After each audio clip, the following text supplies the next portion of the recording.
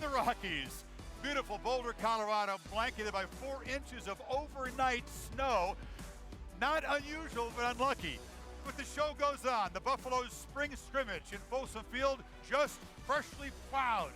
The Deion Sanders era here at CU will never, ever be dull. We got a few positions already taken care of because I'm bringing my luggage with me. And it's Louis. I'm coming. We're going to outwork them. We're going to out-recruit them. We're going to out-scout them. Baby, we're coming. I don't know if y'all know it, but we're going to win. I don't know if you feel it, but we're going to win. I don't know if you can see it, but we're going to win. You got to understand, we're going to win right now. I just want you to know we're on the way. Not to compete, but to win. Not to show up, but to show out. Not to be among the rest, but to be the absolute best. Baby, we're coming. When you get in that stadium, you better get in there early because time to kick off consumes. Baby, we're coming.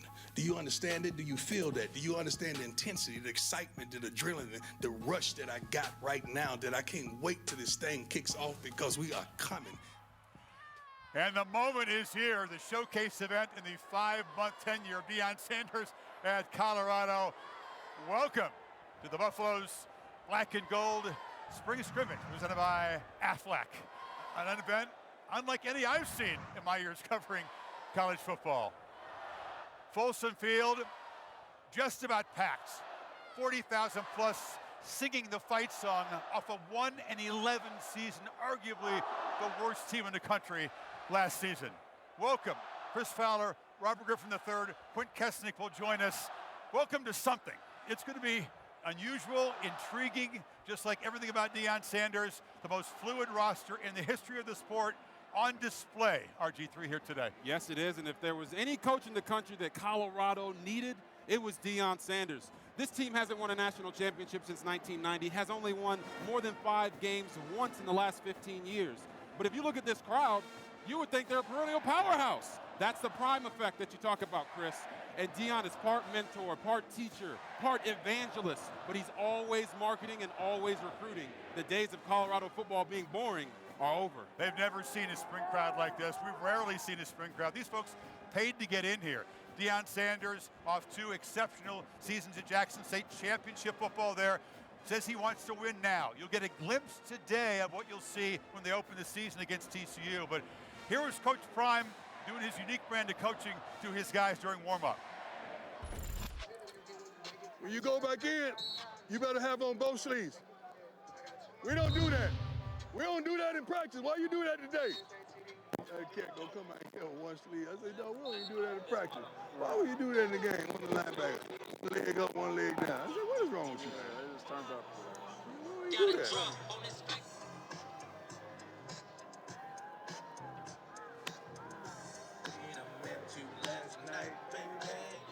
It's time. It's time. It's time. It's time. It's time. It's time. It's time. It's time. It's time. It's time. It's time. It's time. It's time. It's time. It's time. It's time. Hey guys, let's go out there and play. Give it your best. Give it your all. Give it your all. Exhaust yourself. I want you to have to be carried off this damn field because of exhaustion. That's how hard I want you to go. It's time. It's time. Let's go. Let's go. Break it down. It is time. You'll see a whole bunch of new faces, including Deion's son Shedeur at quarterback. The Buffaloes spring scrimmage in sub-freezing Boulder coming up.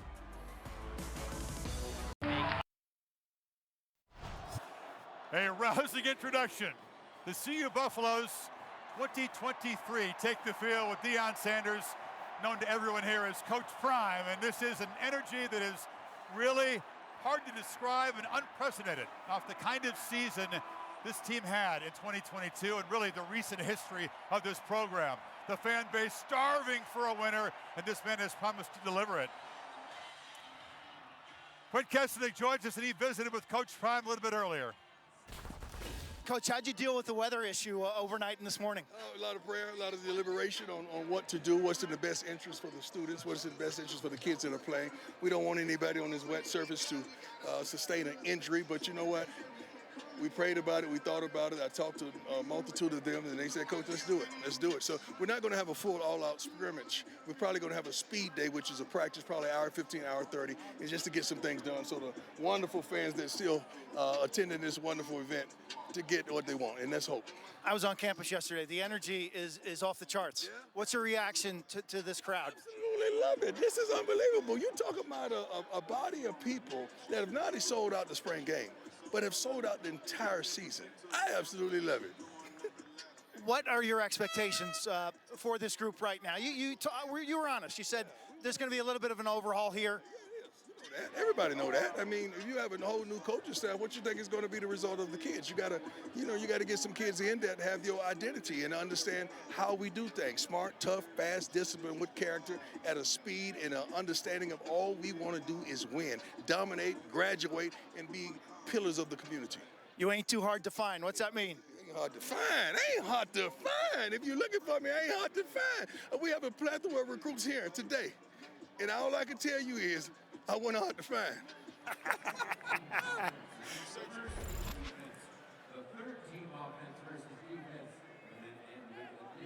Well, this is an unbelievable rebuilding job. It's going to be a roster that has maybe 70 new faces by the time they kick it up against TCU. In 2022, it was the worst defense in the country, worst against the run, the worst tackling team. Offense averaged 15 points a game. We could go on and on, but you get the idea. It's a lot to do here. Yeah, there's a lot to do, but at any level of football, you got to have your quarterback. In the Colorado Buffs, they have that in Shedeur Sanders. He's a guy that can do it inside the pocket, outside the pocket. Great decision maker, and one of the best quarterbacks in the Pac-12, even now today. So I think that's going to be really cool, and the fans are also going to get a shot at a guy like Travis Hunter, #1 recruit in his class coming out, and Dylan Edwards, the commit who flipped from Notre Dame. Coach told us he's one missed tackle from hitting his head on the goalpost in the end zone, so let's hope we get to see him in the open field today. Yeah, the field conditions playing into this. It's going to be an interesting format, changing on the fly. You've never seen anything like this, but just roll with us. We're going to call the game from the field. We'll have a lot of fun. They'll kick it off after this break in Boulder, Colorado. The first look at Deion Sanders 2020. ESPN College Football is presented by Aflac. Get help with expenses health insurance doesn't cover.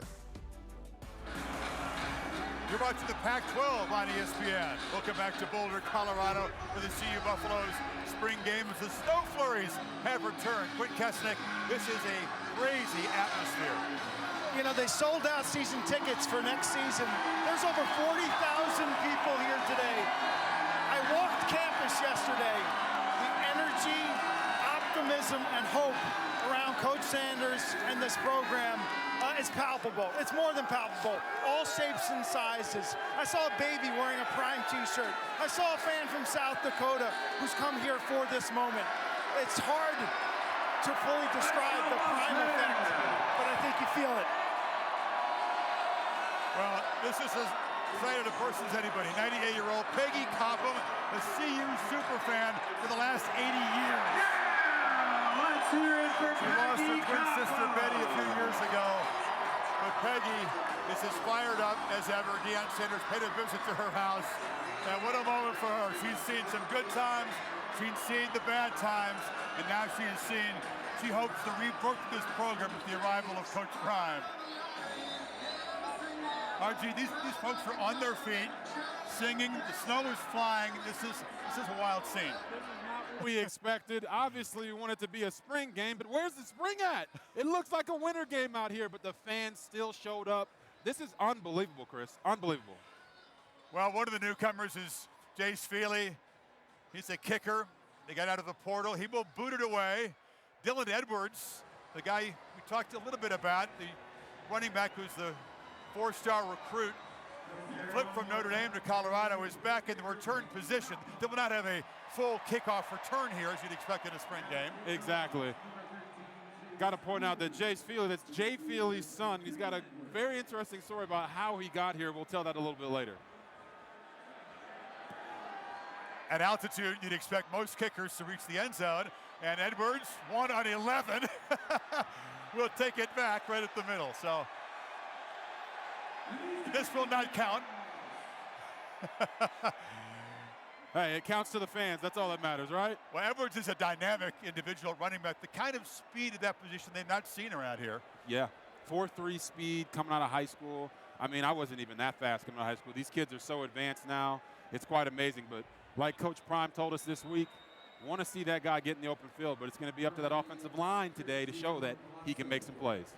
Now it's Anthony Hankerson, another guy he'll rotate in at running back, who's back to receive another kickoff. Cristiano Palazzo booted away. This is the plan. The format, unique and very much in flux. They'll do a few kickoff returns, and then we'll get to the offense. It'll be the number 1 offense, gets the number 2 defense. And look at Hankerson go. There you go, Hankerson. Show him them high knees, baby. Let's go.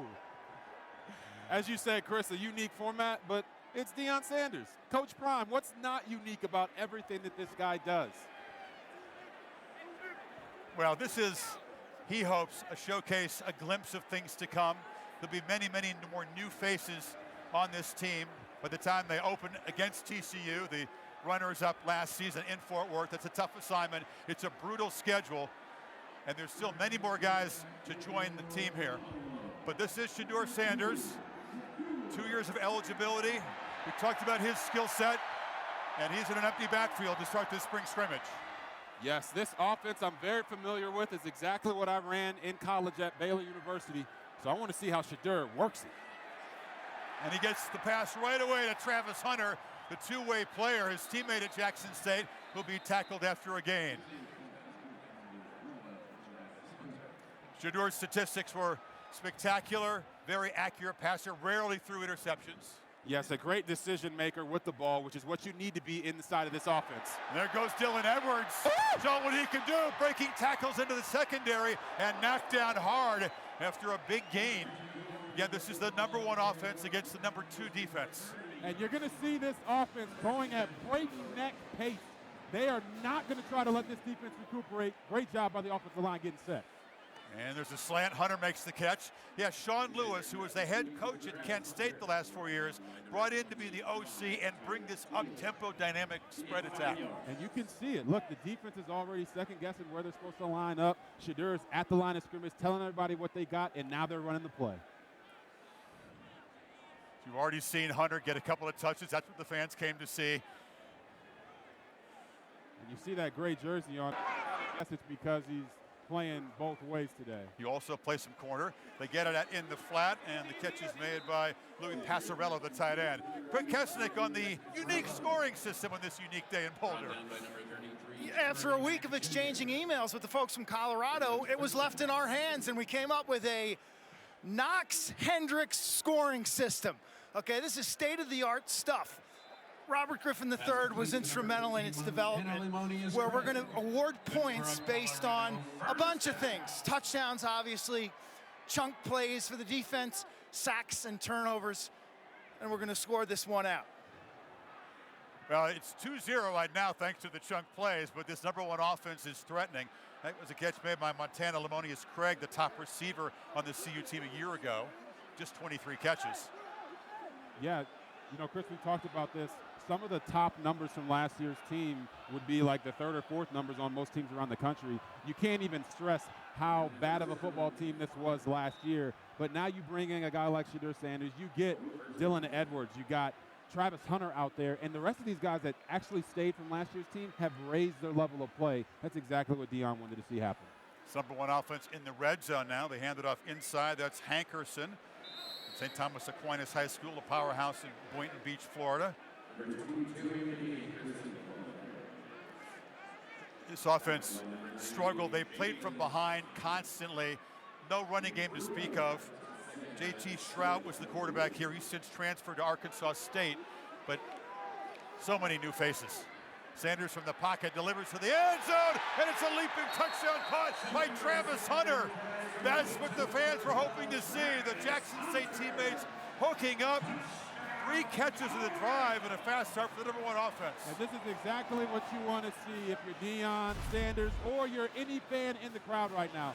You want to see your best players show up and show out in the spring game. Put on a show.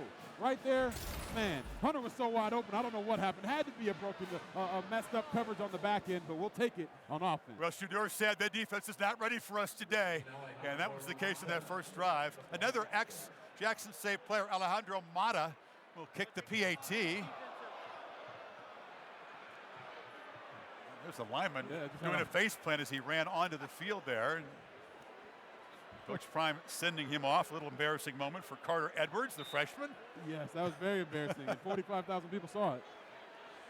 Well, eager to get your impressions as the next great quarterback on Shedeur Sanders throughout the afternoon. We'll visit later on with Cordell Stewart as the PAT is blocked and it's scooped up. And they can return this. It's a live ball. Jeremiah Brown bringing it back the other way for 2 points for the defense. Do we factor that into our scoring system?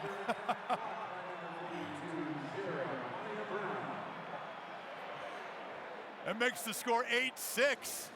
We didn't expect to see that, but that's a tremendous play, the block and the return. Kick was very low, we have to say. Yes, it was very low, but at the end of the day, you got to make plays in the spring game, and Jeremiah Brown with a nice scoop and score, running all the way back for this. I mean, I guess you would even call that a touchdown, right?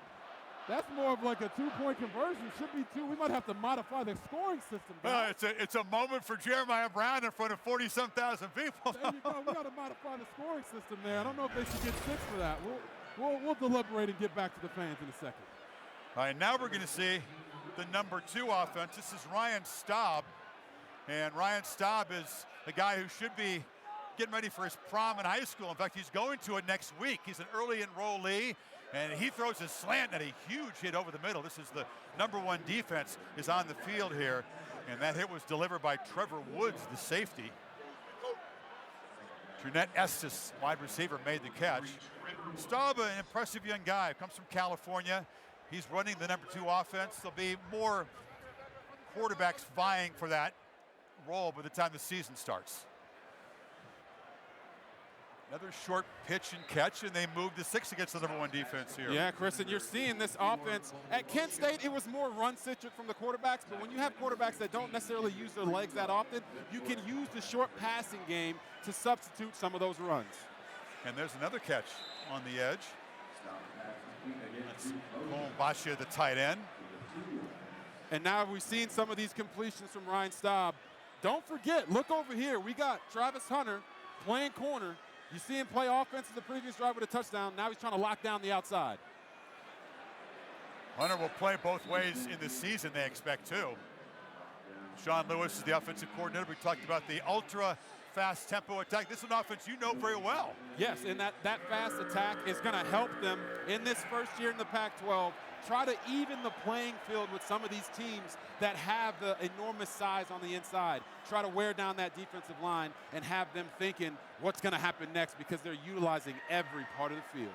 So it's 3rd and 10 for this number 2 offense against the 1 defense. Staub scrambled and under pressure delivers a pass that falls to the turf, but they got in there pressuring him. Was Leonard Payne. So many new faces. This was a pass rush that did not exist in 2022. They had a total of 7 sacks, RG. 7 sacks, 16 individuals had more sacks last year than this team did. Think about that. So exactly. That's a desperate need from the portal. And that's why they brought in a guy like Jordan Dominic from Arkansas who had 7.5 sacks on his own last year. I think Coach Prime realizes, hey, he said it. What you see today is not what it's going to be, and there he is right there. Coach Prime, look at him. Got the cowboy hat on. Nobody's got more drip than Coach Prime. Nobody. Come on, man. Look at you. Well, this is a cool thing to be able to call a game from the coach right behind the quarterback. Quinn? Hey, you got a sack. You got a sack. That's big news around here. We only had 9 last year, so that's great news. I like that. This is fun, isn't it? Hey, Shedeur looks sharp. What did you expect? He's a Sanders. He's a Sanders. You know, Deion said he. I can't get over this crowd, first of all. I cannot get over this crowd. This is unbelievable. Look at this. Look at this. They are unbelievable. Inclement weather, they don't care. Thank you, Rick George. I love you, man. Thank you for this opportunity. It's truly a blessing. This is unbelievable. You are not hard to find, that's for sure. Hey, that's what the shirt says. I see Travis is playing a little O and a little D. Travis plays everything. Travis does not tire. He's a one-in-a-lifetime athlete, and he loves the game of football. Hit it, hit it, hit it, hit it, hit it, hit it, hit it. That's nice. That's nice. How good can Travis be, Coach? Travis is so good. He has the potential to be a top 5 pick, offense or defense, whichever one the pro scouts are saying that he is. To me, he's both. And he's going to get an opportunity to play both. You heard that, Kamani? You heard that? Travis is a young Kamani man. McLean is here on the sidelines. Yeah, he wants Travis to is play here. both. He says he wants to play both. We got some shots of Travis playing basketball.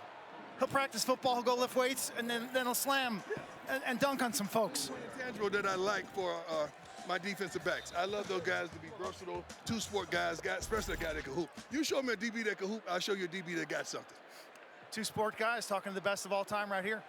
He is one of the best. Super Bowl and World Series. Coach, what did you like about that first series from the number 1 offense? It was concise. The tempo was unbelievable. They got up, got back to the huddle, got down, ran the play, not to the huddle, ran the play, and I loved it. Now, the defense got a little tired. They got a little winded, and we took advantage of it. Then they blew a coverage and leave Travis wide open. If you're going to leave, how do you leave Travis wide open? How do you leave Travis Hunter wide open? You were in the end zone. You saw that happening before it happened. I saw it before it happened. Yeah. Travis is unbelievable. I'm glad Shedeur found him. Coach, you bring in Sean Lewis as your offensive coordinator. He runs an offense that I'm very, very familiar with. Actually, it's exactly what I ran. Yeah, so that means Heisman? You were in Heisman, right? I'm saying. So that means that we got a possibility? You have a possibility. Thank you. Yes, That's all I do. wanted to hear. You have a possibility. Yeah. And talk about the importance of bringing in guys that were former head coaches. Man, you got to understand that insulates me. The Bible says that rod and that staff, they comfort me. That staff comforts me. I mean, we have so many guys, several guys that were former head coaches. We had several guys that coached at Power 5 situations, and we have so many guys that with knowledge. Dennis Thurman is over there. Dennis Thurman, that's the OG. I had DT on my electric football set. That's how the OG Dennis Thurman is. You remember the electric football sets. All you younger kids, you got to explain that to them. RG3. No, RG3. What I'm talking about.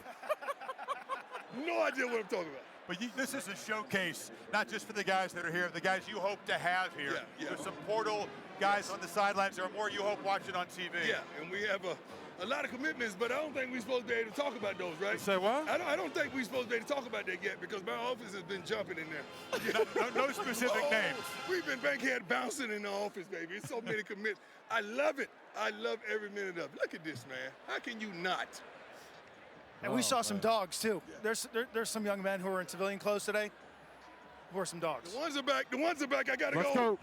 Let's go. Go do your thing, Coach. Yeah, son, Shedeur back on the field here. The number 3 offense looked pretty good. That was Drew Carter, sophomore out of Oregon, who moved the ball down the field against the number 3 defense. But now we've got a look at Shedeur Sanders, Travis Hunter, and the number 1-0. Hunter with 3 catches, including the touchdown on the opening possession. And here comes a deep shot. Launch for Hunter, who is brought down. And this Pac-12 official not throwing a flag. Dion can't believe it. The crowd can't believe it. Hey, Chris, I didn't even see that because I just got trucked by a referee. Okay, we're on the sideline trying to get back to the other side of the field, and my man hit me so hard, I don't know what's going on. Well, they're going to show it here. The crowd looking for the flag as Hunter flashing his speed. And I think that's what brought down there. I think that's what you call pass interference. It was Marvin Ham. That's a tough job for him to cover the speedster. Sanders pumps, delivers across the middle, and the catch is made by Caleb Mathis, coach's son. He's been around Neon and his dad since about age 4 or 5. And it's paying off. You talk about Caleb Mathis being the son of Kevin Mathis. Dion described him as a guy that's where he's supposed to be, when he's supposed to be there, and that's a quarterback's best friend. Look for Shedeur to continue to utilize him. And they find him again off the play action, and Mathis brought down near midfield. Yeah. I mean, it's very hard, Chris, to be an early enrollee freshman, come in and make an impact. And Dion's got a bunch of early enrollee freshmen who are going to be big time for them during the year. Don't expect to see too many running plays, even though you know that running is going to be, they hope, a big part of the offense. The early enrollees are, again, guys who should be seniors in high school, but can get involved in the winter conditioning and get the 15 spring practices, and they get to play in front of national TV and 40,000 folks here. Exactly, and Chris, I was an early enrollee freshman when I went to Baylor, and the amount of experience you get in that spring going up against men who some might be 25, some might be 26, it changes the way that you see the game, and these guys are getting a head start on their college career. I love it. There's a flag and a false start. It's a free play, and Sanders just launches downfield into traffic, and the catch is made beautifully. That's Craig who went up over the defender, and Shedeur, knowing he had a free play, smartly took a shot downfield. Yeah, Shedeur, he's got a little mentor by the name of Tom Brady. These guys, but right there, he kind of looked a little bit more like Aaron Rodgers taking advantage of that free play. I absolutely love it. And the contested catch by Craig, Lamonious Craig. I just love that name. It just rolls off the tongue so nicely.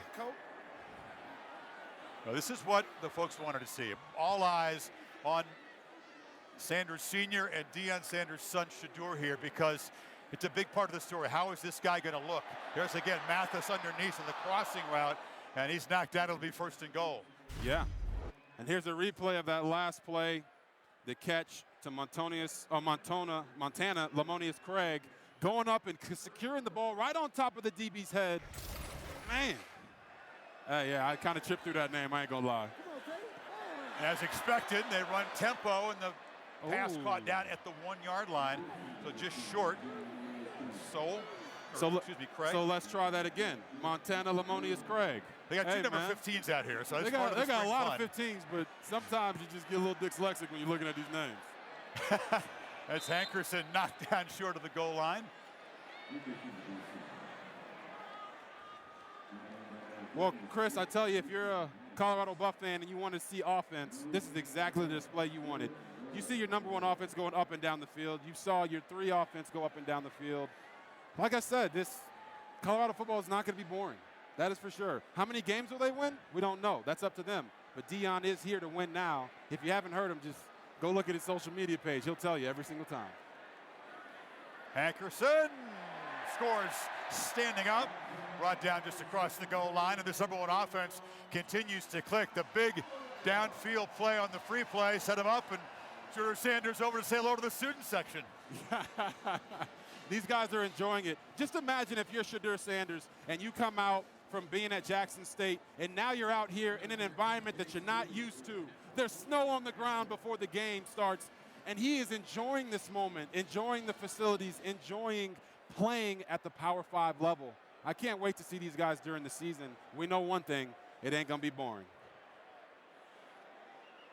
It's a tough schedule. We'll talk about what success might be as this afternoon unfolds. I'll tell you one thing you sense is the tempo and the defense getting tired on some of these drives. And Sean Lewis, their offensive coordinator, told us, you think about 5,360 feet altitude, a mile high, thin air. But 6,000 here.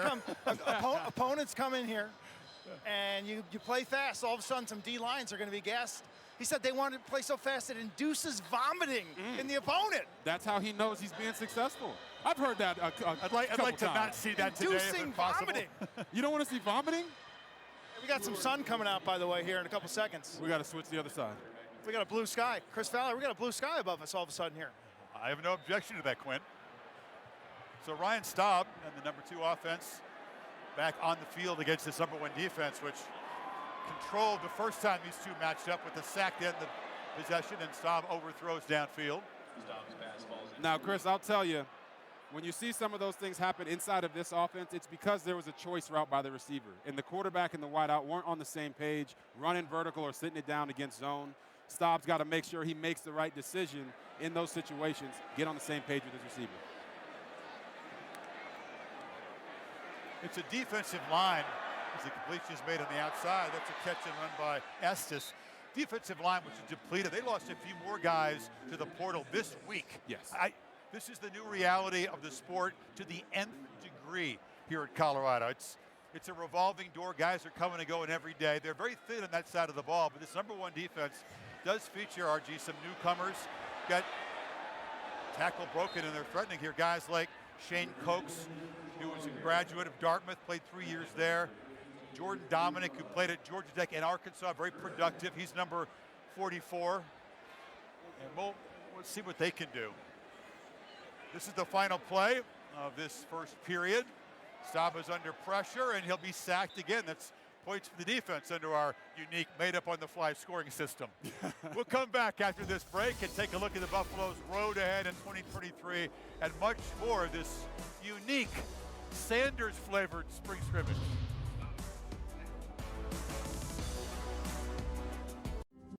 Well, year one for Deion Sanders' Buffaloes. The schedule's rough. You begin in Fort Worth against the runners-up from a year ago. This team that won 1 game last year is going to have 5 games against 10-win teams from a year ago. They played 9 Pac-12 games, RG3. 5 of them are on the road, including the conference opener at Autzen Stadium. Yes, the schedule by far is not an easy one, but there aren't very many easy schedules around all of college football, and it's a challenge that Coach Prime is willing to take on. And what better way to take it on than coming out here to Colorado and trying to reinvigorate this program with your son, who's one of the top quarterbacks in the nation. We'll talk about what success looks like, but the games here against Nebraska and Colorado State after the opener are crucial to their success. What do you think, RG3? Numbers in a spring game are always kind of iffy, but Shedeur's performance so far. Yeah, the numbers are always a little iffy, but you never want to have bad numbers as a starting quarterback in the spring game. And right now, Shedeur is looking really good. Got a 1 touchdown. I think he's got 119 yards. You guys can see him on the screen. And that's a very successful outing. He's spreading the ball around, high completion percentage. That's all you can ask for from your starting quarterback. There's a groan from the crowd as Feely just missed a field goal attempt wide right. Now they'll let Mata have a chance. He's the one that had the extra point earlier, blocked and returned. Robert, I want to ask you about Shedeur and the running component in this offense that we're not going to see today. Yep. What do you anticipate for him this fall in terms of his ability to run the ball? Well, Quint, if you go back and look at any of Sean Lewis's tape from Kent State, he ran the quarterback a lot, a good bit, to make the defense understand that they have to defend all 11 guys on the field and not 10 with the quarterback not being a thought in the running game. Shedeur has not been a guy that's ran a ton over the course of his early career with the 2 seasons at Jackson State, but he can do it, and he has shown that in spurts. In this offense, I think all he has to do is show the opposing defenses that they can't call 2-man on 3rd and long because he can kill them with his feet. We were talking last night, quarterbacks to me come in 3 categories when it comes to running: reluctant, willing, or enthusiastic. So you're saying Shedeur is a willing runner? He has to be a willing runner, and I think he is, and he's shown that over the course of his career so far. Got to keep him healthy, though. That's imperative for this team. Week 10 in the XFL continues tomorrow afternoon. The Renegades hosting the Roughnecks. It's at 3 Eastern here on ESPN. The Vipers and Sea Dragons are at 7 o'clock Eastern on ESPN2. Both, of course, available on ESPN+. We got sunshine, we got snow flurries, we got action from the number 1 offense so far, and we'll get back to actual football after the little kicking exhibition. The scoring system that, as Quentin mentioned, we made up around the dinner table last night. Thank you for dinner, by the way, Chris. That was amazing. Thank you for that. But we really did cook up the scoring system. We think it's actually fair for the defense. Yeah, I think it is. You know, you got to give the defense an opportunity to score points. Getting turnovers gives them 6. That's equivalent to a touchdown. Everything matches the other thing as far as contested catches to PBUs, sacks, to 20-plus yard gains. I think it's going to keep the game competitive. As you can see, the score so far has it that way. We had a handshake from Sal Sinceri, who's a legend, one of those old heads in coaching. He's been everywhere, was at Alabama. Now he's here, part of this very experienced coaching staff. Just a kind of a grin on his face as he's seen everything, but he hasn't quite seen this before, I don't think. Yeah, I don't think anyone's seen a sold-out spring game after a team went 1-11 just because the head coach comes in and brings a new energy. It's unbelievable. Now we've got what appears to be like a 7-on-7 feel. They're using both ends of the field. The number 1 offense is going left to right. And again, they've taken the lineman off. There's Travis Hunter, the electric receiver, who's made a huge impact. Won't be brought to the ground, thankfully, at this point. But we expected to see some wrinkles when the weather is part of it. Yes, and Chris, this is NFL-style practice, right? They go out, they scrimmage a little bit. Now they split the offensive line away from the skill guys, run the 7-on-7, and have them work on the inside running game and pass protecting. The NFL experience on this staff is showing itself with the way that Deion runs his practices. And as a broadcast, we'll just roll with it. You're getting your steps out here. We're calling this game from all over the place, just trying to stay out of the way and not get run over. That is true. I'm getting my steps. I know you're getting your steps. You're in good shape, man. At altitude, it all counts. Every step counts more.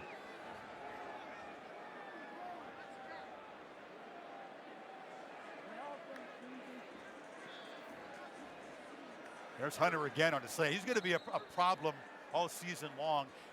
Not a big dude. He's only about 165 pounds, but tremendous ball skills to go with the quickness. He's maybe more blazing quickness than straight ahead speed, would you say? Yeah, it's his ability to adjust to the football, and I think Coach told us in our meetings that this guy, he can go and be a #1 draft pick as a wide receiver or as a corner, but they really wanted him to hone in on playing receiver this spring so that he can learn how to use his arms and get in and out of breaks. You'll see him last year at Jackson State going up and making plays, catching game-winning touchdowns.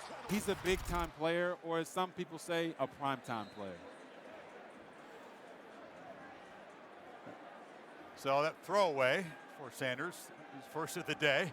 Ball has rarely touched the ground, but the #1 offense has been out here. Gives way to Ryan Staub. And Sean Lewis, offensive coordinator with Quent now. Yeah, I'm over here.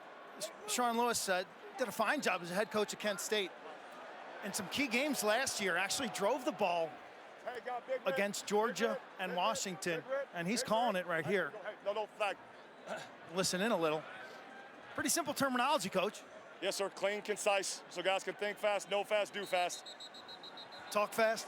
That's it. Lots of caffeine. Lots of caffeine.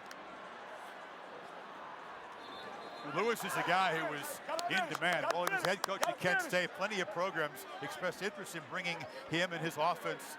And it was Deion Sanders who convinced him this is the place to be. Yeah. Interesting to step down from a head coach to go be a coordinator. You really have to believe in a guy to make the move from being a head coach to coming and being his offensive coordinator. And when we talked to Sean Lewis, he said in his first conversations with Coach Prime, they didn't even talk about football. They didn't even talk about strategy.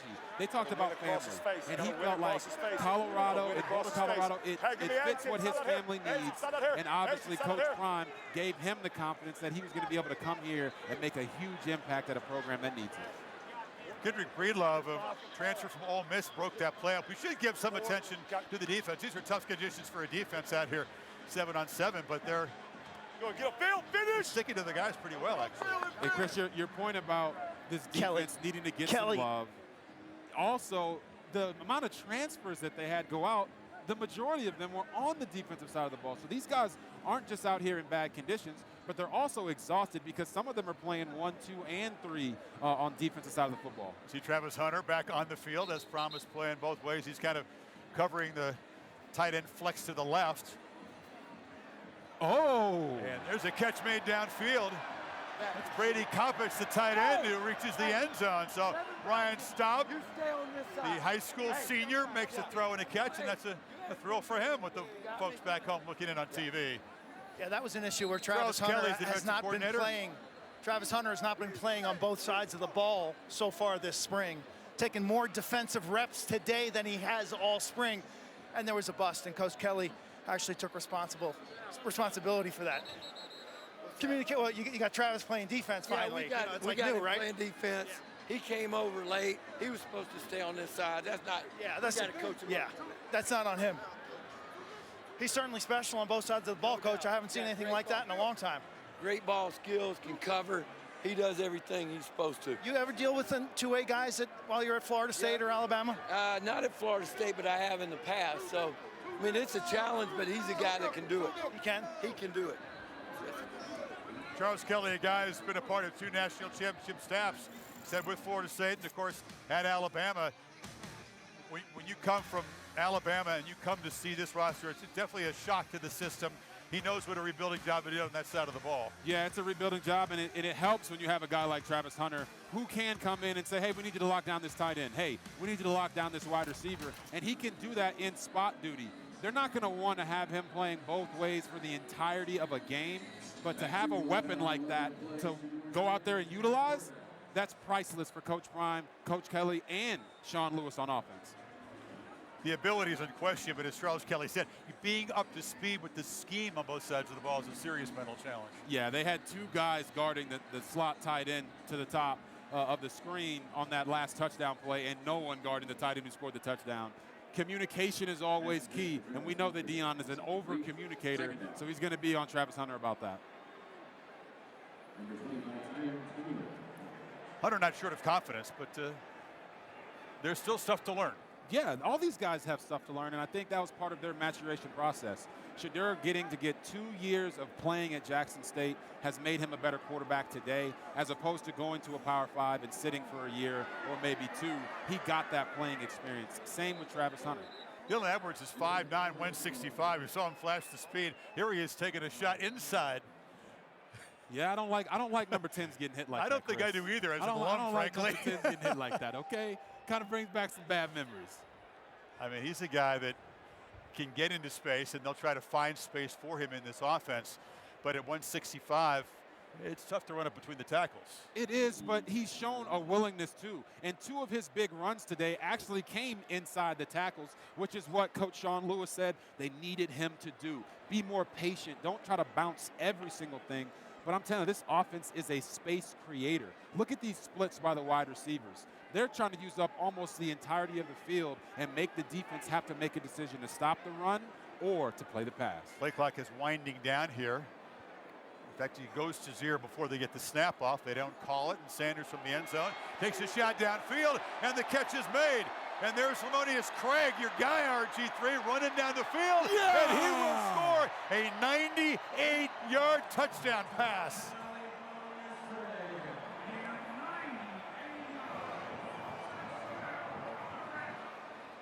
Oh, my gosh. What happened, Coach?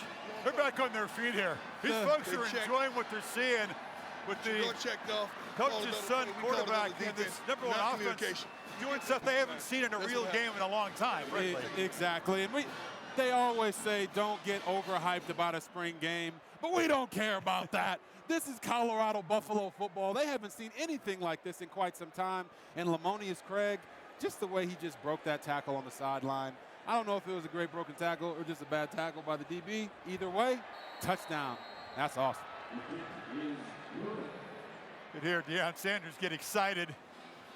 I mean, it's a spring game, but I think coming out of this, folks will be buzzing what Shedeur Sanders has been able to do with these receivers. They don't even have Jimmy Horn out there. We'll talk more about one of his main weapons who's not going today. Oh, my goodness. Jimmy Horn from USF, the transfer, a smaller receiver, but unbelievably fast. You talk to Deion, he wants to recruit guys that are tough, fast, smart, disciplined with character, and Jimmy Horn is one of those. I was watching some tape last year of Gary Bohannon, who was the quarterback that transferred to USF from Baylor, and I'm like, who is this guy? And it was Jimmy Horn that he was throwing the football to, and now he's going to get an opportunity in a wide-open offense to truly show off his full skill set. And Quint's got him. Jimmy, I was watching tape of you at UCF returning touchdowns, kickoffs against BYU. How do you describe the impact you can have here? Well, I can have a big impact here with my speed and my knowledge of the game and having great IQ out here. And I know speed will kill this conference, Pac-12, and that's what we're trying to bring here to Colorado. So we're going to have a lot of speed out here this year. Back me up a second. Why did you make the switch? What was most appealing about Colorado? Oh, you know, man, Coach Prime go back from high school. You know, they recruited me at Jackson State. I was about to go to Jackson State, but I went to USF, my quarterback. So this is only right for me, you know. And plus, like, it feel good out here, but it's cold. But usually it's not like this. You feel me? But overall, like, it was the right move for me.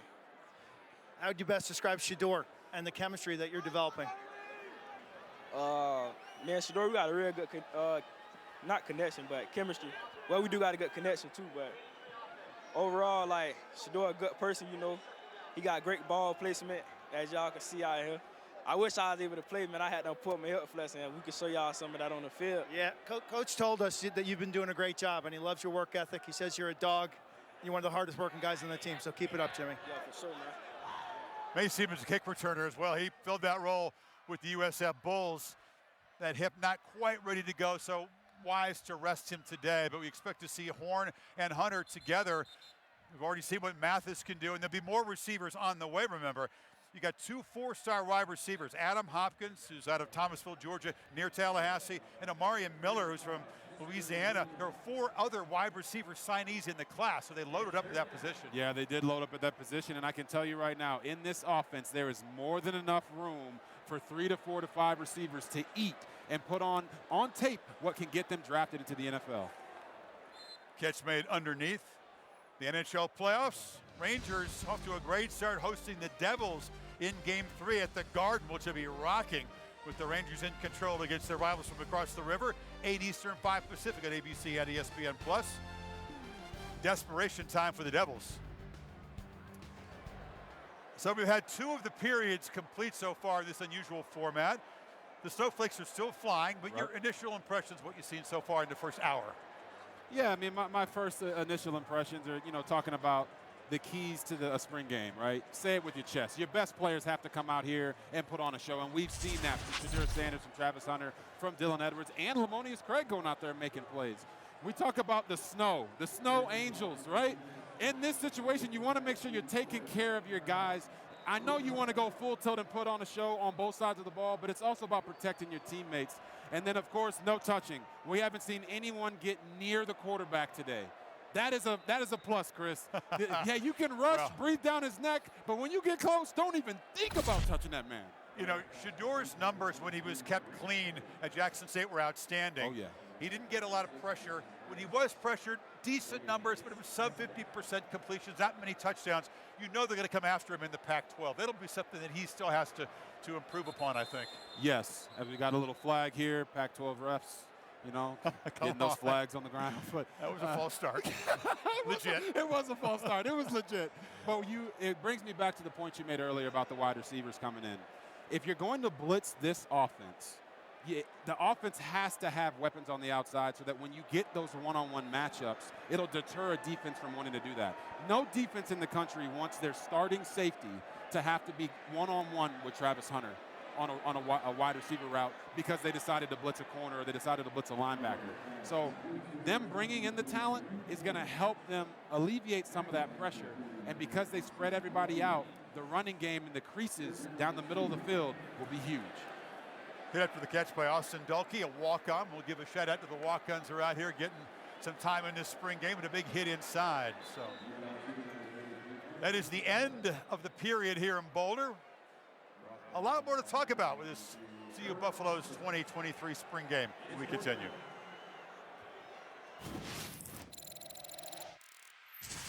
Right now, you all are on an audition, man.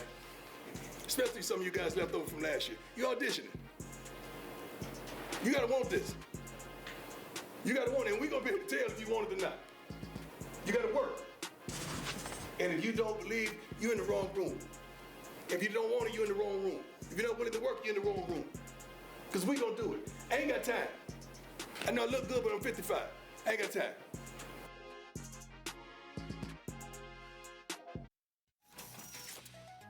Well, it's about time we got someone good in here. That's all I have to say about that. Colorado football has been a long time been going nowhere. We got nothing. He's bringing a good energy for here, that's for sure. I'd like to see the football team win. I know they haven't been doing too good for the last few years, apparently. I know historically they were doing good, so hopefully he can bring that back. I love the enthusiasm, momentum, the excitement. Well, we're hoping it brings more hope to the team that this year it's going to be a good year for us. I mean, he's bringing a lot of excitement to Boulder. I'm stoked to see it. Deion's definitely bringing the hype around the campus. It's great to see him bring all these 5-stars and all these recruits up. So seeing the campus and the energy around here with the students is awesome. Really excited, man. He's bringing a lot of new folks out here, like me. I'm from ATL, coming out here for the weekend, for the game and all that, I'm pretty excited. Yeah, just the hype around Deion. I felt like I had to look good the day before the spring game. Shaved half my mustache in excitement just to get adequately prepared. I think Deion just brought like a full 180 to the program. Compared to last year, we had like half the students or more leaving after the first quarter. Now we have a sold-out spring game. Can't really ask for much more than that. Energy, I think interest in the football team. My daughter was already planning on going here in the fall, but that just accelerated things and moved it up to the top of the list. Dynamite. You know what I'm saying? He get the kids motivated.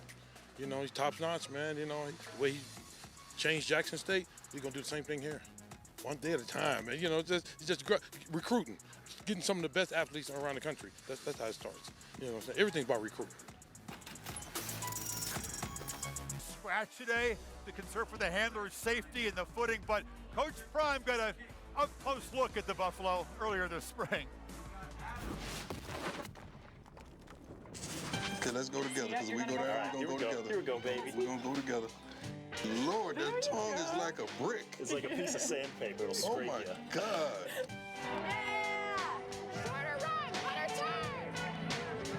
Oh no.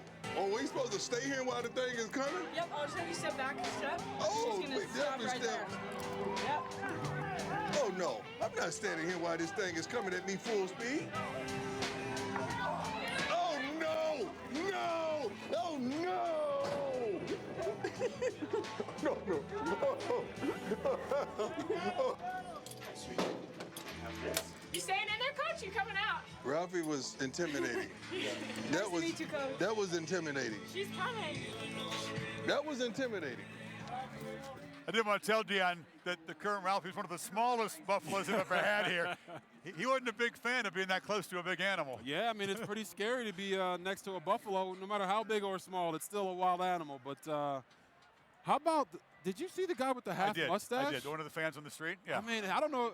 He was so excited about coming to the game or talking about Coach Prime, he forgot to cut the other side of it. He didn't know if he wanted to party or, you know. How about this? Fan passion comes in many forms. Would you, if Colorado beats TCU, will you rock the half mustache? No, it'll take more than that. I'll tell you what, we're going to have more fun. We got ex-Colorado greats, Cordell Stewart, other guys. We'll visit with them during the second half of this wild spring extravaganza. College football presented by Aflac. Well, the National Championship Trophy presented by Dr. Pepper makes the rounds during the season. It is in Boulder. The trophy design has changed a couple of times since the Buffs won a piece of the National Championship back in 1990. Insert joke here. They are a long way from getting a glimpse of that trophy. The rebuilding begins, though, with this spring. And we'll talk more about what lies ahead, what the potentials are for this team, and what we might see in the second half. We wonder if Shedeur Sanders' day is done or if he'll be back out there. Yeah, I think Shedeur Sanders' day should be done. I think he's showcased what you want to see, which is command of the offense, which is something that Coach Prime talked to us about that he wanted to see. The mastery. Right now, he looks like he's right where he needs to be at this point in the spring. But hey, what's up with the National Championship Trophy being here? I could hear a little laughter underneath your voice, Chris. Well, for a team that was 1-11, there's a lot of steps to be taken before you even look at that trophy. Right? That is very true, but I tell you what, the energy in here has been really the story of the day. 40,000 plus, maybe 45,000. The day began like this. This field was blanketed by a few inches of snow. They didn't really begin to plow it until a few hours before the scrimmage began. So good job at the 11th hour to get this thing cleared. And the way it looked this morning, the way it's actually turned out, I think they have to be pretty pleased. Yeah, Chris, to be honest, we didn't even think that we would have much of a spring game. So shout out to the grounds crew for getting the field cleared, and also the players. Right, Coach Prime says he's here to win now, so you can never let the elements stop you, even in a spring game, from coming out and showcasing what you have, and I think that's what the team has done. We've talked a lot about the modern landscape of the sport and how this is the portal era to the nth degree. We'll see more of that on display and talk more about that. But Quint, I mean, he wanted to put on a show and sell the energy and sell the hope and belief, and we've certainly seen that. There are two images that stand out for me. One is Coach Prime, Deion Sanders, running to the logo, greeting the crowd, all these 40,000 fans on their feet cheering for him. I mean, he is the cult of personality. Then the second image would be the players, because simultaneously they're running on this field. I could see their faces. They were grinning ear to ear. They were like the happiest football players. They're like, wow, these people are here to watch us. This is incredible. They were all smiling ear to ear. You could see their joy. Well, the first team offense is back out there. They're going to run some situational stuff. Looks like this is a red zone period. You got Hunter out there and Monius Craig and Mathis. Guys have been making plays. Handed off inside to Hankerson, and they're still tackling here in the second half as he's brought down by a group. Yeah, when you talk about wanting to win now, you have to showcase that to your players. And I think Coach Prime got that across to them yesterday in the huddle, talking about how he wanted them to approach today. Go out, put on a show, tackle, play football. He's got to get football-playing guys out here to help turn this thing around, and the only way to figure that out is to let them go out there and be live. Mathis makes the catch, and he's knocked down near the line of scrimmage. Defensively, We talked about how woeful this unit was a year ago. Major steps to be taken, and you're going to see, Sanders says, maybe 8 guys who will start in that defense on the opening day that are not on this field right now. We talked about Kermani McLean, the 5-star corner from Lakeland, Florida, who's here watching as a fan, but not in the field. There'll be other guys who come in to shore up the defensive line, the linebacker position, but that's a pretty interesting thing for a coach to say. 8 guys who will start for me against TCU aren't yet on campus. That is a giant snapshot of where we are in the sport. Yeah, it is giant, and as he said, what it looks like today is not what it's going to look like tomorrow. But you just look at the stats for these guys from last year, last place. You know, I can only say this so many times. We have both seen the top teams in the Pac-12 and what they look like. And right now, Colorado up front does not look like a contending team, and Deion is not shying away from that. He's saying, I need to go get some of these big body guys from the Alabamas, from the Georgias, from all across the nation to come in here and help our team look the part and play the part. That's why he's using the portal so heavily. Yeah, they had an exodus of some of the guys who played offensive line for this team a year ago. Casey Roddick transferred to Florida State. We had the most snaps on the offensive line. Austin Johnson took off. So rebuilding an offensive line in the portal has been the ultimate challenge in terms of how this system is being used, and a lot of work still to be done there.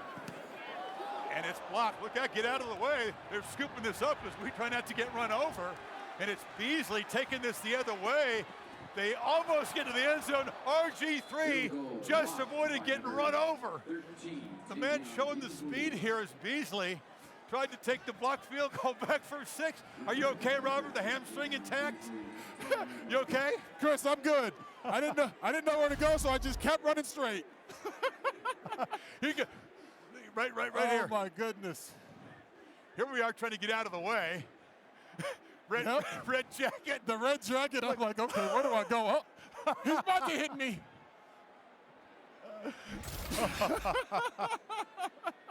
Hey, we promised you a broadcast like you hadn't seen before. We are literally down in it. That's 2 kicks that have been blocked here, by the way. So something for the specialists to work on between now and the season. And I know we're laughing about it. Coach Pride may laughing about that right now. He does not want to see those type of massive mistakes happening on special teams, because special teams can win or lose you a game. Kicking, one of the few things they did well this team a year ago. You feeling the altitude, Robert? What? You feeling the altitude? Q, I can't You did that breathe. with your hand in the pocket. That's pretty good. I appreciate that. You saw the athleticism. Hey, Chris, there's not many analysts out there that are doing that type of stuff. What'd you say to him? What did you say to him? Stop. You know you are too old to be running down there like that. You still have some speed, though. I appreciate that. You still have some speed. I like when you went.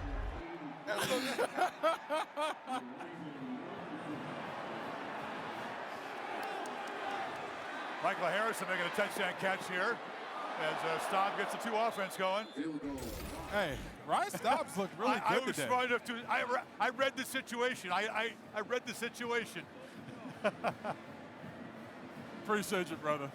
No, what I'm saying is Ryan Staub's looked really good today as well, and that's a good thing, because you don't know what's going to happen with your quarterback. You don't wish injuries on anyone, but this is college football. It's football in general. Injuries happen. You have to have a guy behind your starter who is a competent player, and Staub is showing himself to be really good so far throughout the spring game. Yeah, the number 2 quarterback position remains up for grabs. They'll go to the portal and bring in some help there, but here's a guy with a lot of moxie. He comes up to me yesterday, again, talking about the fact that his high school prom is next weekend. He's going back to California to attend it. But these early enrollees who come out and actually get reps and make plays in front of a big crowd and TV cameras as he throws for another touchdown. Whoa, look at that. That was a touchdown pass on Travis Hunter. Estes making a catch against the hyped recruit. Oh, wow. I've heard that no one has made a catch on Travis Hunter all spring. So for Staub to come out here in the spring game and throw that pass and a touchdown against him, that's a big deal. I know he's upset. He's going to try to take it out on the offense, on the defense. That's a walk-on against a 5-star. Jeanette Estes, who comes from Austin, Texas, made the grab, and Staub delivered a couple of nice throws in that possession. Yeah. As we said, you never want to get too hyped up for spring games, but as a quarterback, it's all about decision making and what Staub's doing. is really nice. Well, as you know, spring games serve various purposes, but one is that it gives the coaches a glimpse of what guys can do, as they say, with the lights on. Meaning you bring some crowd, cameras, and it's different than a regular practice, and some guys don't play as well in that situation. Some guys step up in that situation. Yeah, defensive coordinator Charles Kelly told us who's going to play up, who's going to play down. There's guys that play unbelievable in practice that can't really get it done in the game, and this is a game-like atmosphere. Look at these stands. I don't know if they've had this many fans in the stands in quite some time out here in Boulder, Colorado. You're talking about a fan base that rushed the field after beating Cal last year, their only win of the season. So they're starving for this, and most of these fans that are old enough remember the days you're talking about when guys like Cordell Stewart and Rashawn Salam and you know, so many others who are Michael Westbrook, who's here on the sidelines as well. This program does not completely lacking in history, it's just lacking in recent history. And we've talked about Sanders injecting energy, and they're getting enough glimpses here, RG3, to carry that through the summer and make them believe that real improvement is possible. And Chris, I think that was the point. The point was to come out here in the spring game and let this be ground zero for the Colorado Buffalo program. You know, springboard the recruiting, springboard the excitement to show, hey, Shedeur Sanders isn't an FCS quarterback. He's an FBS top caliber quarterback, and they're doing that. And what we just found out was that last year they averaged 42,000 fans per game, and right now at the spring game they have a sold out 45,000. So if you're getting this kind of turnout to your spring game, that shows you how thirsty these fans have been for success. They've announced attendance at 47,277 today. So even more. Again, it's hard to overstate the fact that this was a down program, as down as you can get, and 47,000 have paid to come to the spring game. Quint? Joined by Cordell Stewart, played quarterback here in the mid-90s. Slash, one of my favorites all time. I'm a Ravens fan, and I still found myself rooting for you. Yeah, well, you know, I did get Special Teams Player of the Week when we played against the Jets, when Prime told me to pick my foot up to actually punt the ball, and I ended up having a great punt and put him out of position and kicking the field goal to win the game. But, yeah, I played with the Ravens. It was pretty interesting, I'll say that. How do you best describe the scene here today? It's energetic for sure. The energy I think we need. I think most wanted to see what Shedeur Sanders could do. I've always watched him and seen he's improved and was played very well when it came down to making plays and reads and just quarterback in the quarterback position.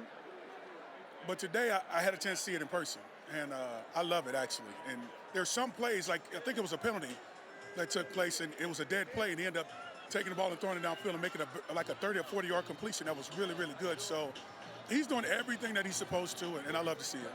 What are your initial reactions about Coach Prime? Can this work? It's working.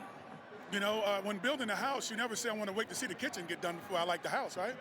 You go through the process of getting the Bobcats and bulldozing the property and putting down the foundation, and all you can do is be excited. I mean, think about the merchandising. We're second in the country. The portal, we're first in the country.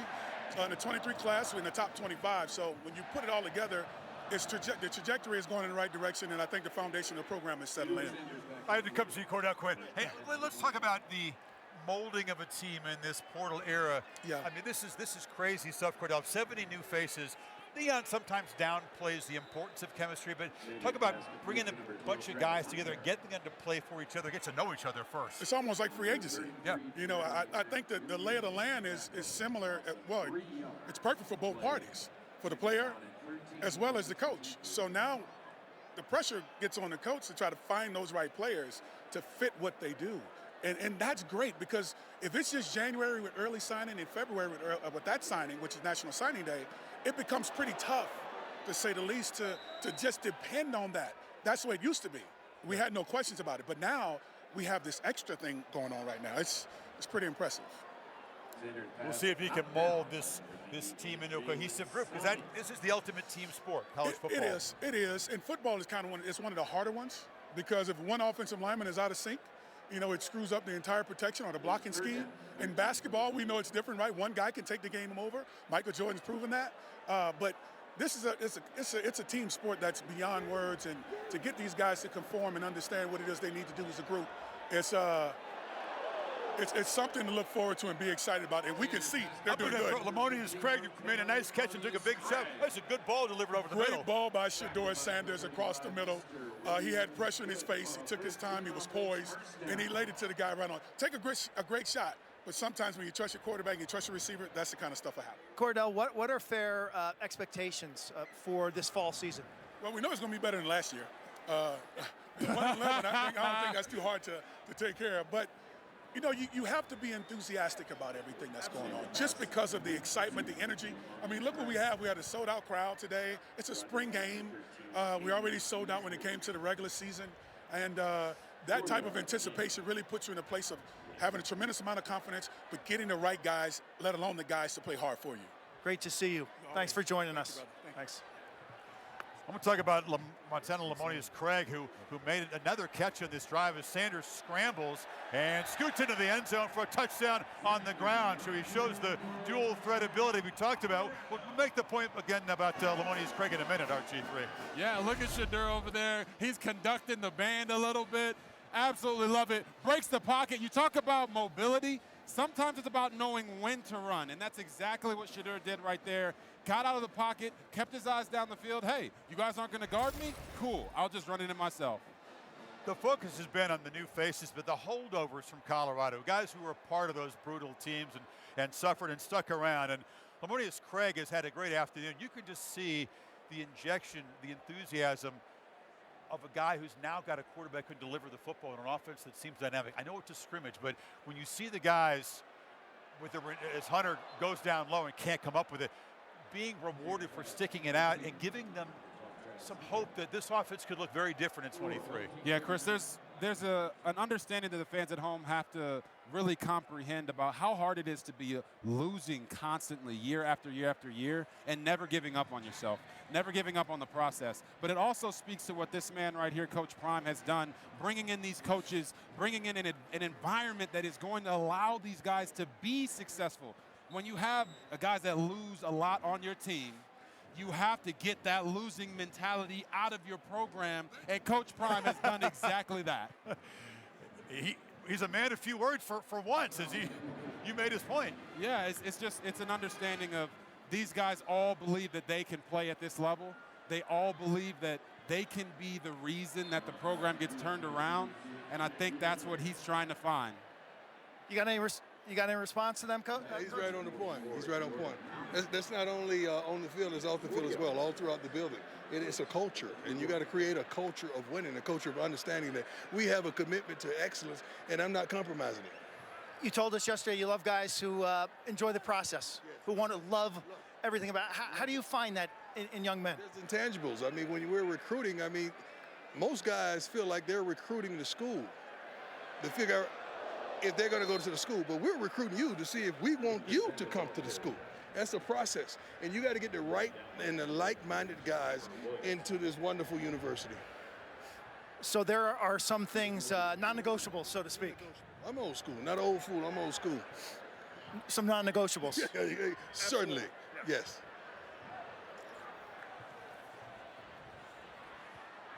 That's the thing, RG3. People think he's coaching in his own unique way, but he's the first to tell you that the way he was coached when he was a young player, hard at Florida State, and of course in the NFL, he's trying to get that across to these guys who might think, hey, he's fun, he's loose, he's a player's coach. I don't have to work.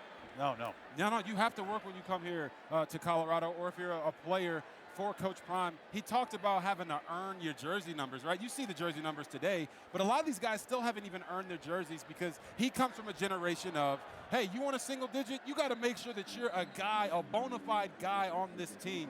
And the thing that Prime does the best is he allows his coaches and his players to play with emotion.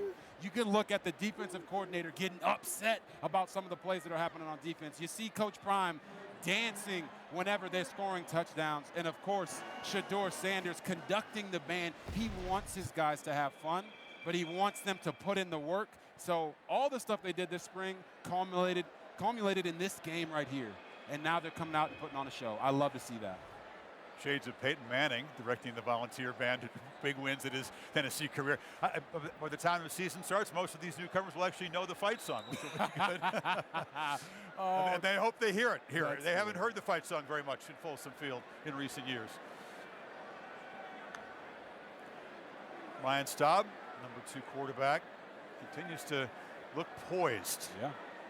Chris, you bring that up about some of the newcomers coming in and from the transfer portal, not knowing the tradition here at Colorado of those great teams. The team in '90 that won the national championship, the team that you brought up to me in '01 that kind of got close, got close to the national championship. How do you as an alum feel about that, having all these new guys come in, and what's the best way to teach them about the tradition? Well, I think that you want your players, no matter where you play, to be acquainted with the tradition of the school. I think that there's time for that. I think Travis Hunter is one of the new guys that's just probably seeing snow for the first time in his football career. Quint's got him, but he was impressive today, and again, playing both ways. Travis, back me up. You make the jump from Jackson State here to Colorado. What was most appealing? Just coming here, just being able to do what I want to do, be able to play both sides of the ball like I wanted to. You see me starting off on offense. I know all the offensive plays. Now I'm just going to get back into defense during this summer break right here. And we're just going to go in and hit at it hard. It was funny. We came out, we see guys in white jerseys. We see a couple gold. We see a couple black jerseys. Who's the guy in the gray jersey? Why is he wearing the gray jersey? Because I'm playing both sides of the ball right now, so I'm on both starting groups, so I'm out there. So we won't make the quarterback mistake and try to pass me the ball and say it was a mistake or he didn't know I was in a different jersey. So we just came out here and let him know that, yeah, I'm going to do it in a different jersey. Nice little run to the right. Thank you, Travis. Good luck. Thank you. Notable two-way players. Champ Bailey is the most recent. That's the comparison because he's playing some receiver and DB. We're not talking about the Luke Rosa era. It was different. Gordy Lockbaum, different guys. But the comparison to Champ Bailey, I mean, look, he's a great player, but the dynamic athletic skill set. Yeah, talking about Charles Woodson was a guy that I grew up, idolizing, playing both sides of the ball. But I think his greatest example is his head coach. Deion Sanders, right? Played offense, played defense, also multiple sport Played baseball athlete, for 9 played years. baseball, right? So I think he is saying, I can do it. Guys aren't doing this as often in college football anymore, but it's going to be very interesting to see him can't conquer that. Interesting has been the word of the day here in Boulder. We'll take you to the top of the hour. Take a quick break.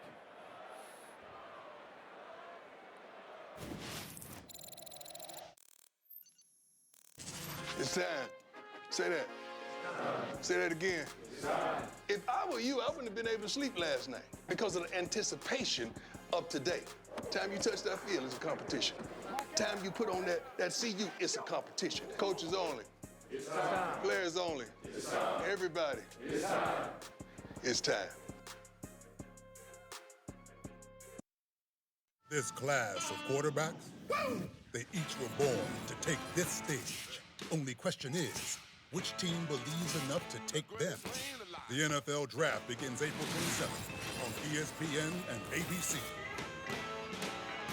You're watching the Pac-12 on ESPN. It released the Pac-12 spring scrimmage moments ago. We're in break. Another touchdown pass from Shedeur Sanders. Another touchdown catch for a guy that we were just visiting with on the sidelines. Montana Lamonius Craig, the top receiver in this team a year ago, RG3. Yep. He went through hell. He stuck it out, and he has had more fun today than I think he had had in his life as a CU Buff. Yes, he has. And what he told us right here on the sideline was it's all about hard work. I think that's exactly what you want to hear from a receiver who's been through the ringer, who's had a couple quarterbacks that haven't been able to get him the football the way that the wide receivers want the ball got to him. So for him to do this today, that catch right there, I mean, I think he's earning himself a lot of money, not in NIL, but also playing time with this team. Let's talk about where Shedeur Sanders belongs in the Pac-12 quarterback situation, because it's the deepest conference in college football at that position. You got the ultimate alpha in the sport, Heisman Trophy winner Caleb Williams back. You got Bo Nix back for another year at Oregon. Finished strong before he got hurt. Michael Penix Jr. had a tremendous season at Washington. Dynamic guy. Cam Rising off the ACL tear in the Rose Bowl is going to come back, hopefully be ready for the Utes opener against Florida. You got Cam Ward at Washington State. Jaden DeLaura, who transferred from Wazoo to Arizona. Dante Moore is a five-star recruit at UCLA. Where does Shedeur fit into all of that in your view? Yeah, I think Shedeur is right there in the middle of that pack. Obviously, Caleb Williams is the top dog, as you mentioned. But when you bring up Bo Nix, Heisman candidate, you're talking about Cam Rising, a guy that, went out and beat Caleb Williams at USC twice. So I don't like to really rank these guys and say, hey, he's better than this guy or he's better than that guy. We all know that Caleb Williams is the guy. He's the Heisman Trophy winner coming back. But Shedeur Sanders, deserves to be right in the pack of that and say, hey, he's one of the best quarterbacks in the Pac-12, if not the top half of the Pac-12. Colorado will need to have quarterback play that's in the top half of the Pac-12 to have a chance to win conference games because of the rest of the roster. DJ Uiagalelei transferring to Oregon State, a very compelling, interesting story. It's going to be a heck of a year in this conference at the quarterback position. Yeah, you talk about those quarterbacks. It's amazing how strong quarterback play in the Pac-12 has been. Can't wait to see how it unfolds. Week 10 in the XFL continues tomorrow. Renegades and the Roughnecks at 3 Eastern on ESPN. Vipers and Sea Dragons in primetime on ESPN2, both on the ESPN Plus as well. You know, Chris, I'm trying to see Dwayne "The Rock" Johnson get a one last snap of football in the XFL. I think that might shoot up the ratings, you know? There's another nice throw by Ryan Staub, the backup quarterback. Take a look at Shadour's day, some of the highlights, and there have been a few to choose from here. Yeah, there have. You talk about the run into the end zone there at the very end of the last possession. Talk about some of the throws that he's made down the field to Lamonius Craig, obviously to Travis Hunter. And, you know, doing the smart plays, throwing the checkdowns to Dylan Edwards and getting the ball out of his hands. I think his decision-making today has been the brightest spot for him. He looks like a grown man now. When I saw him 2 years ago at Jackson State when he was a freshman, he was smaller. He looks like he's grown a little bit, and he's grown wide a little bit. Put on some of that man strength. I think that's going to be big for him. Looks solid. Went. Shedeur, nice job today. How would you assess your performance? I'll say it's a solid day. Of course, I had some mental errors on that, so it wasn't perfect. So we just got to strive to be 100% every day. What was your reaction when you took to the field and looked around the stadium? I'm like, oh my God, this look crazy. Especially this morning we came, the whole field was covered in snow. Then we get out here, the grounds crew did an amazing job, something I ain't never seen before, but then all the fans in here, like, packed to the top for a spring game.